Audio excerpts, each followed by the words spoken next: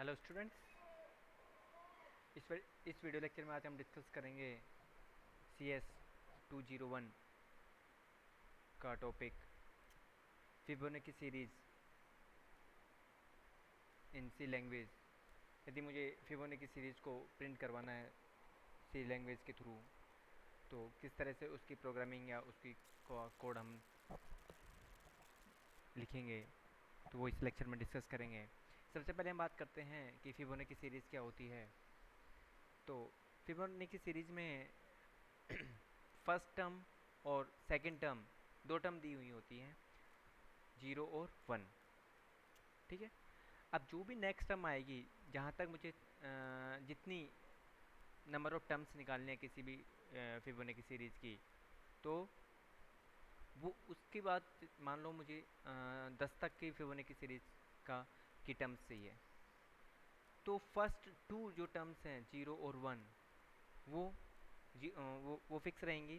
उसके बाद जो नेक्स्ट टर्म आएगी वो प्रीवियस टू टर्म्स का सम होगी। जैसे थर्ड सेकंड वाली थर्ड वाली आएगी तो थर्ड वाली टर्म होगी 0 और 1 का सम कितना होता है, 1। 1 आ गया। फोर्थ वाली अब नेक्स्ट फोर्थ वाली क्या आएगी, लास्ट के टू कौन कौन सी, लास्ट की टू कौन सी है, 1 और 1, उन दोनों का सम तो कितना हो गया, 2 हो गई। फिर नेक्स्ट वाली टर्म कौन सी आएगी, लास्ट टू टर्म्स का सम, 1 प्लस 2 का सम 3 हो गया। फिर नेक्स्ट वाली कौन सी आएगी, 2 प्लस 3 का सम कितना हो गया, 5 हो गया। नेक्स्ट वाली टर्म कैसे आएगी, 3 प्लस 5 का सम, जैसे 8। नेक्स्ट वाली फिर कैसे आएगी, 8 प्लस 5 प्लस 8 का सम कितना, 13। ऐसे 13 प्लस 8 का सम, ऐसे फिबोनाची सीरीज़ क्या होती है, डिजाइन होती है। क्लियर। तो इसकी प्रोग्रामिंग, अब इस लॉजिक को मुझे सी लैंग्वेज में कैसे इम्प्लीमेंट करना है वो देखना है। तो सबसे पहले मैं बात करूँगा, मैंने यहाँ पे मैंने हेडर फाइल ली। हेडर फाइल के बाद मैंने मेन फंक्शन स्टार्ट किया। मेन फंक्शन के अंदर मैंने इंटीजर टाइप के एक आई वेरिएबल डिक्लेयर किया और एक एन, और दो वेरिएबल T1 और T2। T1 को इनिशियलाइज किया है मैंने 0 से, T2 को इनिशियलाइज किया है 1 से। ये दोनों टर्म्स क्या हैं, ये दोनों टर्म्स उस किसी भी फिबोनाची सीरीज़ की फर्स्ट टू टर्म्स हैं, 0 और 1। ठीक है, ये एज इट इज रहेंगी। नेक्स्ट वाली जो आएगी वो मैं कौन से कीवर्ड में लूँगा और कौन से वेरिएबल में लूँगा, नेक्स्ट टर्म नाम से मैंने एक वेरिएबल डिजाइन किया है उसमें। ठीक है, अब ये वेरिएबल डिक्लेरेशन हो गया। अब मैंने क्या करा, अब यूजर से, अब मैंने इस प्रोग्राम में मैंने क्या, एन टर्म्स की सीरीज़ के लिए जितना यूजर इनपुट देगा, जितनी टर्म्स इनपुट देगा, जैसे 5 दिया, 7 दिया, 10 दिया, जो भी टर्म्स इनपुट देगा वो टर्म्स उतने ही टर्म्स की क्या होगी, सीरीज़ क्या होगी, प्रिंट होगी। तो मैंने यूजर से प्रिंटफ के थ्रू मैंने एंटर करवाया, enter the number of terms, कितनी टर्म तक आप फिबोनाची सीरीज प्रिंट करवाना चाहते हैं। मैंने उसको स्कैनएफ कर लिया, यूजर से इनपुट ले लिया स्कैनएफ करके एन में। उसके बाद आउटपुट में मेरा कैसे आएगा, आउटपुट आएगा फिबोनाची सीरीज, मैंने एक मैसेज प्रिंट करवाया, आउटपुट ऐसे पहले फिबोनाची सीरीज करके आए, उसके बाद सीरीज जो है वो आए। फिर मैंने फोर लूप स्टार्ट किया, आई इक्वल टू 1, आई जब तक i is less than equal to n और प्लस प्लस आई, ये मैंने किया। तो सबसे पहले कौन सी चीज़ प्रिंट होगी, T1 प्रिंट होगा। ऑब्वियसली T1 प्रिंट होगा, T1 क्योंकि पहली दो टर्म प्रिंट होंगी, उसके बाद थर्ड टर्म होगी। T1 मेरा प्रिंट हो गया, तो T1 प्रिंट कितना होगा मेरा, T1 की वैल्यू है 0, तो पहले 0 प्रिंट होगा। नेक्स्ट टर्म जो मेरी प्रिंट होगी, नेक्स्ट टर्म क्या होगी, प्रीवियस दो का सम, T1 प्लस T2 का सम। तो T1 मेरा क्या हो गया, 0, T2 क्या हो गया मेरा, 1। तो दोनों का सम कितना हो गया, नेक्स्ट टर्म के अंदर चला जाएगा, कितना आ गया, 0, ओ सॉरी 1। और 1 की वैल्यू क्या हो जाएगी, और जो सॉरी T2 की वैल्यू क्या हो जाएगी, T1, और T2 की वैल्यू क्या हो जाएगी, और जो नेक्स्ट टर्म की वैल्यू है, यहाँ पे कि मैंने क्या कर दिए, स्वैपिंग कर, वो क्या बोलते हैं, इंटरचेंज कर दिए वैल्यूज़ को। जो भाई नेक्स्ट इटरेशन के लिए T1 की जो वैल्यू है, और सॉरी T2 की जो वैल्यू है वो क्या बन जाएगी, T1 की वैल्यू, और जो नेक्स्ट टर्म की जो वैल्यू है वो क्या बन जाएगी, T2 की वैल्यू। फिर नेक्स्ट इटरेशन चलेगा, उसमें वही T2 की वैल्यू क्या बन जाएगी, T1 की, और नेक्स्ट टर्म की वैल्यू क्या बन जाएगी, T2। तो इस तरह ये प्रोग्राम क्या होगा, एग्जीक्यूट होता रहेगा।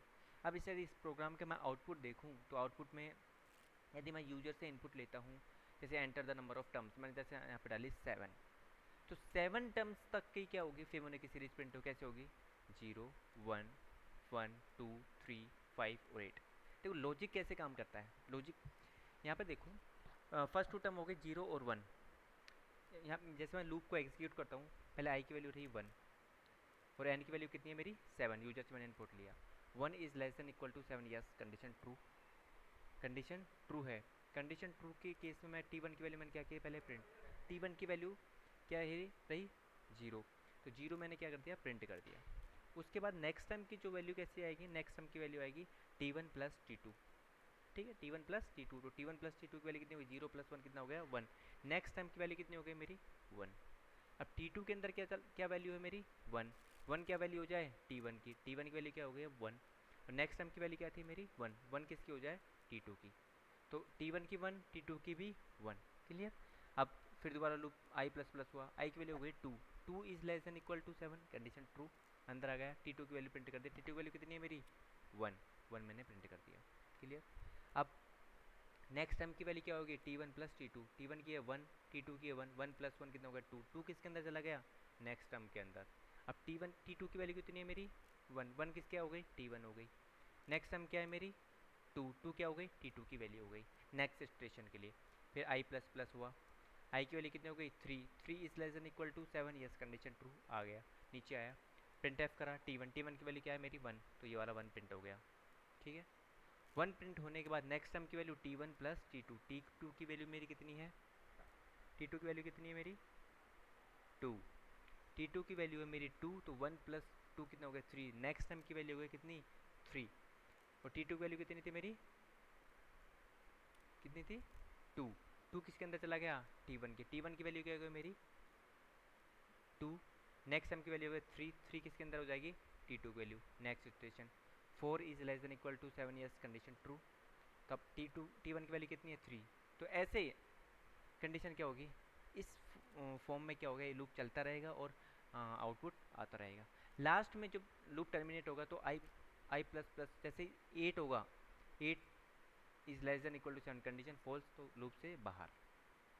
तो इस तरह फिबोनाची सीरीज को हम क्या करते हैं प्रिंट करते हैं यूजिंग सी प्रोग्रामिंग, ठीक है। Thank you.